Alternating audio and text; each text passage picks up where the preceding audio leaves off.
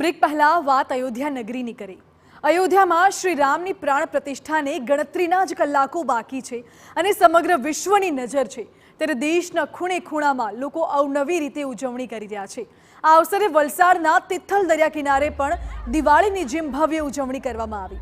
અહીં 51,111 દીવડા પ્રગટાવવામાં આવ્યા। સાથે જ શ્રી રામના નામે વિશાળ રંગોળી પણ બનાવાઈ અને ભવ્ય શ્રી રામની પ્રતિમાનું પૂજન કરાયું।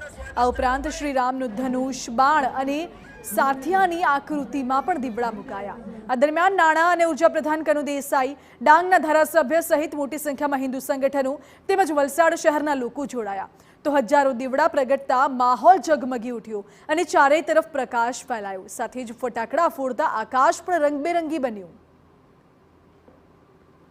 સમગ્ર વલસાડ જિલ્લાએ એક અભૂતપૂર્વ કહી શકાય એવો કાર્યક્રમ રાખીને સમગ્ર સનાતન હિન્દુ સંગઠનોએ, RSS, વિશ્વ હિન્દુ પરિષદ અને બધા સંગઠનોએ જે રીતે એક ભવ્ય પ્રોગ્રામનું આયોજન કર્યું, 51,000 દીવડા પ્રગટાવીને તિથલના દરિયા કિનારે જે આયોજન થયું છે એમાં જે રીતે ભાવિકોએ ભાગ લીધો છે, એવું લાગે છે કે તિથલ ખાતે જ અયોધ્યા નગરીનું સર્જન થયું છે અને લોકોનો જે ઉત્સાહ છે।